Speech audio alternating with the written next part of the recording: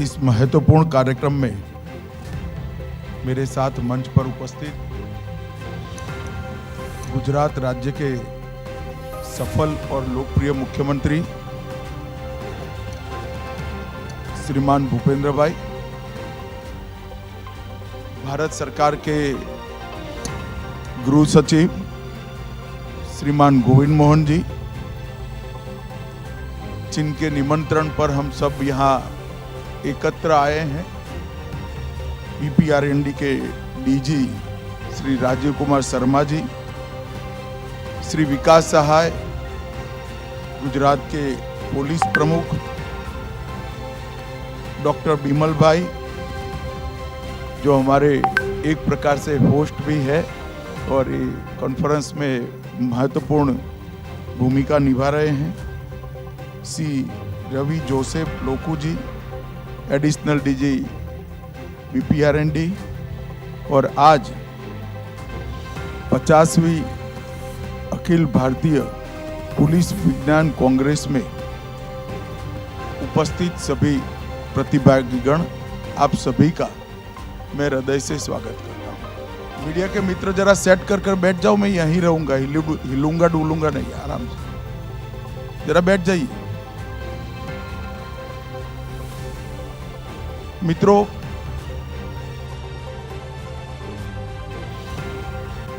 Akhil Bharatiya police विज्ञान कांग्रेस के अंदर हिस्सा ले रहा, जब मैं पहली बार लखनऊ अखिल भारतीय पुलिस विज्ञान कांग्रेस में हिस्सा लेने के लिए मैंने हाँ बोला, तब एक उच्च पदस्थ अधिकारी का एक टिप्पणी था जो हम सब ने बहुत गंभीरता से लेना चाहिए। मैंने बीच में 3 वर्ष 3 सम्मेलन में इसका जिक्र नहीं किया, क्योंकि मैं खुद वो टिप्पणी को समझना चाहता था और इसका धरातल पर क्या सच्चाई है वो भी जानना। उन्होंने मुझे कहा था कि साहब, धीरे धीरे अखिल भारतीय पुलिस विज्ञान कांग्रेस कर्मकांड बनकर रह गया है, मीटिंग का बहाना मात्र रहा है। इन्होंने इसके मूल उद्देश्यों पर एक प्रश्न चिन्ह खड़ा कर दिया। मैं 4 बार, आज चौथी बार आया हूं। आज का एजेंडा भी मैंने डिटेल पढ़ा है। एजेंडा तैयार करने में भी, उसके पहले भी मैंने बीपीआरएनडी से चर्चा की है। मैं ये जो ग्रॉस स्टेटमेंट था, इसको सिरे से नकार नहीं। मैं मान रहा हूं कि अखिल भारतीय पुलिस विज्ञान कांग्रेस, इसके अलावे हमारी पुलिसिंग की सिस्टम को, हमारी सुरक्षा व्यवस्था को आज के जमाने में रिलेवेंट रखना संभव ही नहीं है, इसलिए इसका बहुत महत्वपूर्ण है ये कर्मकांड। परंतु साथ में यह भी सही है कि 50 साल से चलते चलते देश, दुनिया, अपराध जगत और पुलिसिंग, इसमें इतने सारे परिवर्तन आ गए, इसके हिसाब से पुलिस विज्ञान कांग्रेस का स्वरूप बदला है क्या? इसको ध्यान से देखते हैं तो वो महाशय की बात थोड़ी सच है, क्योंकि पुलिस विज्ञान कांग्रेस ये पूरी हमारी अपराध के खिलाफ लड़ने की सिस्टम को रिलेवेंट रखने की एक्सरसाइज। कहने को तो 250 लोग इस सभागार में बैठे हैं, मगर जो उद्देश्य है उसका, वो पूरी सिस्टम को रिलेवेंट बनाने का है। और जब ये दायित्व पुलिस विज्ञान कांग्रेस पर हो, तो हमने नए सिरे से इसके स्वरूप, इसकी सहभागिता, इसके इनपुट लेने की पद्धति और अनुसंधान और विकास दोनों शब्दों को पुलिस स्टेशन से भी नीचे बीट और कांस्टेबल तक पहुंचाने की व्यवस्था, ये इसको समग्रता से पुनर्विचार करने का समय आ गया है। अच्छा ही है आज गृह सचिव महोदय यहाँ पर बैठे हैं। मेरा गृह सचिव महोदय से आग्रह रहेगा कि बीपीआरएनडी के डीजी, गृह सचिव महोदय और इसके सारे स्टेक होल्डर मिलकर एक मनोमंथन चिंतन पुलिस विज्ञान कांग्रेस पर ही करने की जरूरत है, जिससे अगली पुलिस विज्ञान कांग्रेस कैसी हो, किस प्रकार की हो, कैसे ज्यादा उपयोगी। कोई भी पद्धति 50 साल तक चलती है तो वो काल बाह्य हो जाती है। चिरंजीव कुछ नहीं होता है। 50 साल में परिवर्तन नहीं हुआ ऐसा मेरा मानना नहीं है। मैं मानता हूं कि बीपीआरएनडी का काम बहुत महत्वपूर्ण है। मैं गृह मंत्री बनने के बाद बीपीआरएनडी पर विशेष ध्यान मैंने खुद भी दिया है, परंतु पुलिस विज्ञान कांग्रेस का जो समय उचित परिवर्तन होना चाहिए कार्य पद्धति में, उद्देश्यों में और सबको साथ लेने के बाद इसके इम्प्लीमेंटेशन, जो निर्णय होते हैं इसके इम्प्लीमेंटेशन, इसमें कहीं ना कहीं हम पीछे पड़े। और अगर इसको हम नए सिरे से नहीं सोचते हैं तो वो सज्जन का जो बयान था, एक क्रॉस स्टेटमेंट था, शायद हम उसको सच साबित। तो मेरा सबसे पहले तो आग्रह है कि इसके पूरे स्वरूप पर हमने पुनः विचार करना चाहिए। आने वाली समय की चुनौतियों के समझे बगैर हमारा जो प्लानिंग होता है वो कभी सफल नहीं। हमें एक बात समझ लेनी चाहिए कि ये 10 साल में भारत विश्व का नेतृत्व हर क्षेत्र में करने के लिए आगे बढ़ा,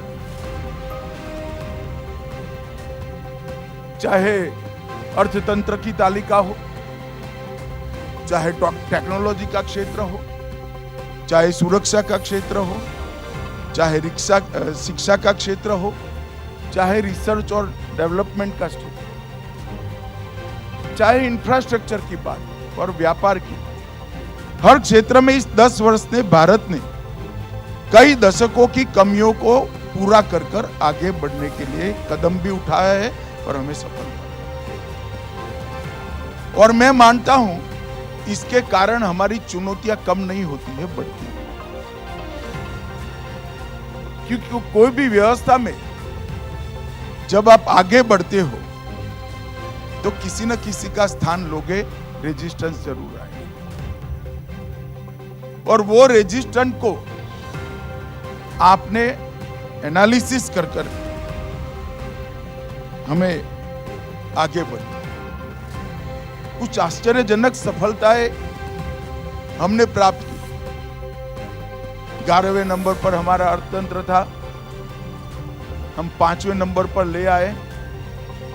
और मैं विश्वास के साथ कह सकता हूं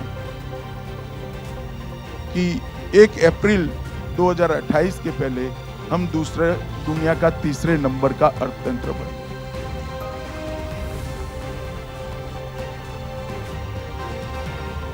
दुनिया के किसी भी चुनाव का विश्लेषण करने वाले पंडित से बात करते हैं तो उनको आश्चर्य होता है कि 97 करोड़ पंजीकृत मतदाताओं का वोटिंग कोई गड़बड़ के बगैर हो गया और सिर्फ 16 बूथों के अंदर पुनः मतदान। ये बहुत बड़ी उपलब्धि है। हमने ऐसे देश भी देखे हैं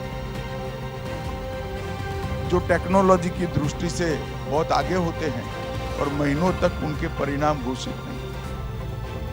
हमारे यहाँ 7 बजे मत गिनती शुरू हुई और 1 बजे परिणाम घोषित हो जाता है, विवाद भी नहीं होता है। ये बहुत बड़ी बात। जब कोरोना का संकट आया, दुनिया के विकसित देश अपनी तो चिंता कर ही रहे थे, साथ में भारत की विशेष चिंता, क्योंकि हम सब जानते थे, उसको स्वीकार भी करना पड़ेगा, क्योंकि उस वक्त हमारा हेल्थ इंफ्रास्ट्रक्चर इतना मजबूत नहीं था। वो सोचते थे कि क्या होगा भारत का 140 करोड़ की आबादी और कोरोना को कैसे टैकल करें। पर हमारी परंपराओं में, हमारी पद्धतियों में ताकत पड़ी। जब कोरोना समाप्त हुआ तब पूरी दुनिया ने स्वीकार किया, कोरोना का सामना सबसे अच्छा भारत ने किया है, कम से कम नुकसान के साथ। जब हमारी ये स्ट्रेंथ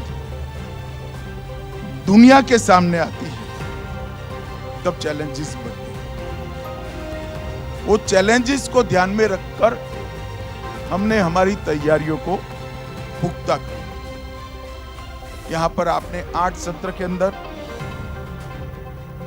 नए आपराधिक कानून, फॉरेंसिक साइंस का उपयोग, डिजास्टर मैनेजमेंट, ब्लॉकचेन टेक्नोलॉजी का उपयोग, साइबर धोखाधड़ी, स्मार्ट सिटी में पुलिसिंग, आदिवासी क्षेत्रों में सामुदायिक पुलिसिंग और जेलों में कट्टरवाद से निपटने के उपाय, इस पर चर्चा हो। मेरा आग्रह है कि सभी प्रतिभागियों से इसके अलावे किसी भी एक विषय पर उनके सुझाव मांगे और इसको संकलित कर इसमें से आगे बढ़ने की हमने चेष्टा करनी चाहिए। भाइयों बहनों, जब मैं आज आप सबके सामने उपस्थित हूं, तब भारत की आंतरिक सुरक्षा और हमारी आपराधिक न्याय प्रणाली के अंदर हम आमूलचूल परिवर्तन कर चुके हैं। और जब परिवर्तन होता है, कोई भी परिवर्तन परिश्रम की भी मांग करता है, सामंजस्य की भी मांग करता है और समावेशी होने की भी मांग करता है। परिवर्तन वरना सफल नहीं हो। और अब आने वाला 10 साल का जो दौर है, ये भारत की क्रिमिनल जस्टिस सिस्टम को दुनिया में सबसे आधुनिक, सबसे वैज्ञानिक और सबसे ज्यादा तेज बनाने का समय। मैं पैदा हुआ तब से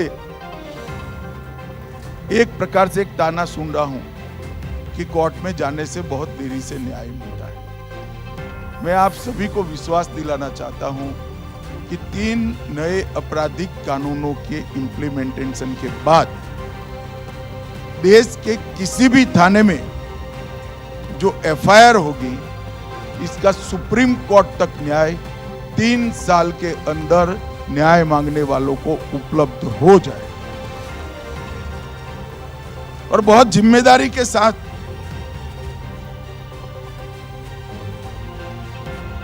मैं इसको बोल रहा हूं। और इसके लिए हमने हमारी समस्त कार्यवाही को लक्ष्य उन्मुख से, लक्ष्य जो तय किया है इसकी सिद्धि तक नहीं, इसके परिणाम, रिजल्ट्स और इसके परिमाण, रिजल्ट्स के सभी डायमेंशन में सफलता तक ले जाना। कभी आंकड़ों से सफलता नहीं मिलती। लक्ष्य तो सिद्ध होते हैं, मगर इसके साथ, लक्ष्य के साथ जुड़े हुए सारे परिणाम, लक्ष्य से जिस क्षेत्र में फायदा होना है वो हुआ क्या, और वो फायदा सारे डायमेंशन में हुआ क्या, उस दिशा में हमें ले जाना पड़ेगा। तब जाकर हमें सफलता मिलेगी। हमने एक मजबूत नींव रखी है। आर्थिक reform, GST, ease of doing business, make in India, social reforms 60 crore गरीबों के जीवन स्तर को ऊपर उठाया है। 25 करोड़ लोगों को गरीबी की सूची से बाहर निकाला है। युवाओं के लिए नई शिक्षा निधि, स्टार्टअप, ट्रेनिंग, स्किल डेवलपमेंट,